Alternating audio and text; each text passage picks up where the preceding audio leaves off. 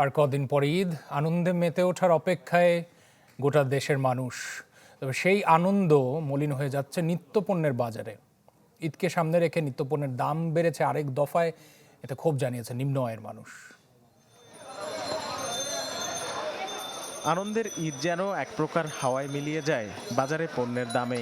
সারা বছর পণ্যের দামের সাথে লড়াইটা আরও কঠিন হয়ে ওঠে এই সময়ে।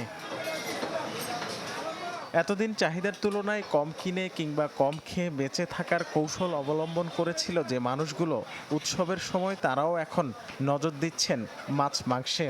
স্বাভাবিকের তুলনায় চাহিদা বাড়ায় মুরগি ও গরুর মাংসের দাম 20 থেকে 50 টাকা পর্যন্ত বাড়িয়েছে ব্যবসায়ীরা। তবে মাছের দাম বেড়েছে আরেকটু বেশি, দেখানো হচ্ছে সংকট।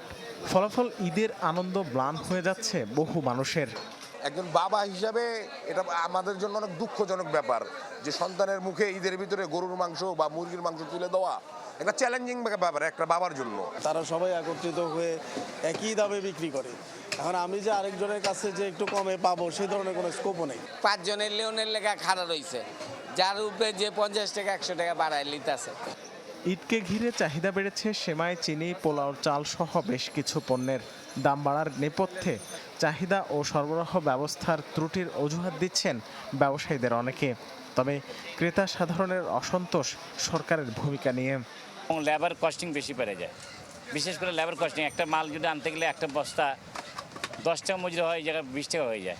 ওইখানে আমদানি আছে, আমাদের এখানেও বিক্রি আছে, কিন্তু কারা যে সিন্ডিকেট করছে আমি তো বলতে পারতাছি না। এখন এটা করবে কে, দেখবে কে? আপনি আর আমি, এটা আপনারা পত্রপত্রিকায় দিবেন, হয়তো 24-এ দেখাবেন বা ইউটিউবে দেখাবেন, কিন্তু কোনো সমাধান নাই তো।